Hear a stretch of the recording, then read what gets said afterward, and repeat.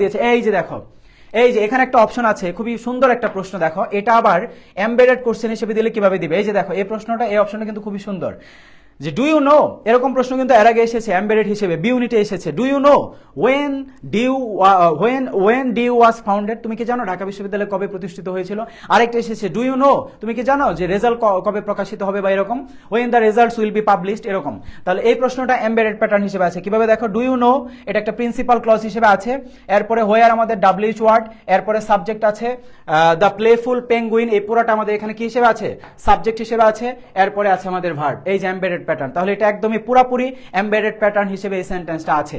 এখন এই সেন্টেন্সটা আবার তুলে দিয়ে বলবে, এখানে প্লেফুলটাকে আন্ডারলাইন করে বলবে এই ওয়ার্ডটা এই সেন্টেন্সে কোন পার্টস অফ স্পিচে আছে। আজকে পেজে একজন মেসেজ দিয়েছে, ভাইয়া পার্টস অফ স্পিচের উপর একটা ক্লাস নেন। ভাইয়া পার্টস অফ স্পিচের উপরে, আইডেন্টিফিকেশনের উপরে আলাদা করে ক্লাস করার দরকার হয় না। যারা আইজান ভাইয়ের ক্র্যাশ কোর্সে ভর্তি হয়েছে তারা দেখেছে অ্যাডজেক্টিভের লেকচারে আমরা অ্যাডজেক্টিভ আইডেন্টিফাই করার নিয়ম শিখিয়েছি, অ্যাডভার্বের লেকচারে অ্যাডভার্ব আইডেন্টিফাই করার নিয়ম শিখেছি, নাউনের লেকচারে শিখেছি কিভাবে আনকাউন্টেবল নাউন সহজে চিনবো। ঠিক আছে, এরকম অনেক ব্যাপার স্যাপার। এখন কোনো ওয়ার্ডের শেষে ফুল থাকলে এটা এমনি অ্যাডজেক্টিভ, আবার সেটা ধরো যে কার আগে আছে, নাউনের আগে আছে। পেঙ্গুইন মানে নাউন, অ্যাডজেক্টিভের অবস্থান সবসময় কার আগে, একদমই ঠিক একদমই নাউনের আগে যেটি বসে সেটি অ্যাডজেক্টিভ।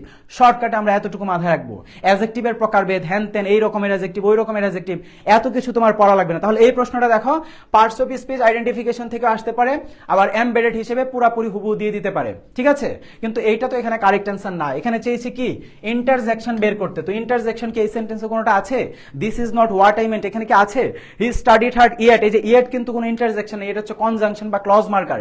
যে সে হচ্ছে কঠোর পড়াশোনা করেছিল, তা সত্ত্বেও yet he could not pass the test, সে পরীক্ষাটাই বা অ্যাডমিশন টেস্টটা কি করতে পারেনি, পাস করতে পারেনি, বা অতীত হয়ে গেছে, বা এরকম একটা বিষয়। এখন ধরো এই প্রশ্নটা আবার কিভাবে দিতে পারে, দেখো এখানে এই যে মাঝখানে ইয়েট আছে না অপশনে, এটাকে অবলিক দিয়ে দিবে ইয়েট ডেসপাইট, আরেকটা অপশন দিবে ইন স্পাইট অফ, বা এখানে ডেসপাইটের পর একটা অফ লাগিয়ে দিবে। অনেকেই ভাববে কি, ও আচ্ছা ডেসপাইটের পরে তো অফ বসে না, অফ বসে কার পরে, ইনস্পাইটের পরে। কারেক্ট অ্যান্সার কোনটা, ইনস্পাইট অফ। কিন্তু ভাইয়া ইনস্পাইট অফ এখানে নেওয়া যাবে না, এখানে তোমাকে আরেকটা অপশন দিয়ে দিবে দো অথবা অল দো, তখন সেটা কারেক্ট অ্যান্সার হবে। না হলে এই যে ইয়েট কারেক্ট অ্যান্সার হবে। কেন হবে দেখো, হি could not pass the test, এটা কি, এটা আমাদের একটা অবশ্যই একটা ক্লজ, সাবজেক্ট আছে, আমাদের ফাইনিট ভার্ব আছে। আমরা পড়েছি, আমাদের স্টুডেন্টদেরকে আমার ক্র্যাশ কোর্সে পড়ানো হয়েছে ক্লজ মানে এসএফ, প্রথম ক্লাসেই বেসিকের সকল বিষয় শেখানো হয়েছে। ক্লজ মানে এসএফ, এসএফ মানে কি, সাবজেক্ট প্লাস ফাইনিট ভার্ব, অর্থাৎ ক্লজ মানে আমরা সাবজেক্ট ফাইনিট ভার্ব হ্যান তেন বাক্যাংশ এগুলো আমরা পড়বো না, আমরা পড়বো ক্লজ মানে এসএফ, ফ্রেজ মানে no SF, no subject no finite verb. এখানে সাবজেক্ট আছে, ফাইনিট ভার্ব আছে, এটা একটা ক্লজ, ক্লজের আগে অবশ্যই ক্লজ মার্কার বা কনজাংশন বসে। ইনস্পাইট অফ একটা প্রেপোজিশন, এটা জীবনেও নেওয়া যাবে না। ডেসপাইটের পরে অফ বসে, এটা এমনিই ভুল, আবার ডেসপাইট নিলেও এটা একটা প্রেপোজিশন, এটাও হবে না। তখন অ্যান্সার নিতে হবে ইয়েট, না হলে কোনটা, দো অল দো, এরকম কোনো ক্লজ মার্কার, যে যদিও সে কঠোর পড়াশোনা করেছে তবুও সে কি করতে পারেনি, পাস করতে পারেনি, অথবা এই ইয়েটটাকে তখন নিতে হবে। এটা কিন্তু গ্রামাটিক্যালি কারেক্ট সেন্টেন্স, এটাও কিন্তু গ্রামাটিক্যালি কারেক্ট সেন্টেন্স, এটাও কিন্তু গ্রামাটিক্যালি কারেক্ট সেন্টেন্স এবং এমবেডেড প্যাটার্নে আছে। কিন্তু এখানে তোমাকে চেয়েছে ইন্টারজেকশন বের করো। তাহলে দেখো এই তিনটা প্রশ্ন আবার ঘুরে ফিরে কিন্তু এভাবে আসতে পারে।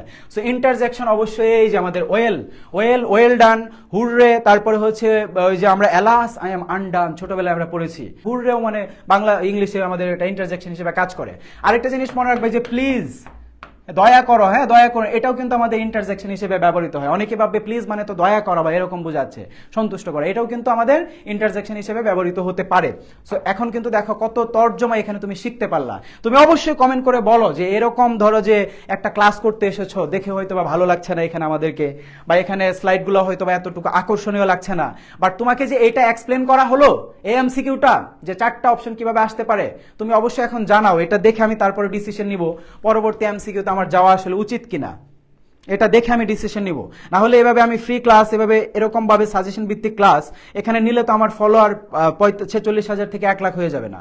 তোমরা তো জানোই, বললামই যে ইউটিউব চ্যানেলে তো আমার 95,000 সাবস্ক্রাইবার আছে আলহামদুলিল্লাহ। তাহলে এখন বলো যে এই ব্যাখ্যাটা এএমসিকিউ 9 নাম্বার এটা কেমন লাগলো তোমার কাছে। আমি এখন শুধু এটাই দেখবো, এটা তোমার কাছে কেমন লেগেছে, এটা তুমি অনেস্টলি বলবা। ভালো না লাগলে বলবা একদমই সাংঘাতিক বাজে লেগেছে ব্যাখ্যাটা, এটাই বলবা। আবির প্রধান কিন্তু মেনশন করেছে অস্কার রয়কে, কিন্তু অস্কার রয়ের ঝামেলা হচ্ছে নামটা যদি অনেক সুন্দর অস্কার রয়, কিন্তু সে খালি চা খায়, এটা হচ্ছে সমস্যা। এত চা খেলে এটা স্বাস্থ্যের জন্য ঝুঁকিপূর্ণ, এটা অস্কারকে জানিয়ে দেবা মিস্টার আবির প্রধান। অনেক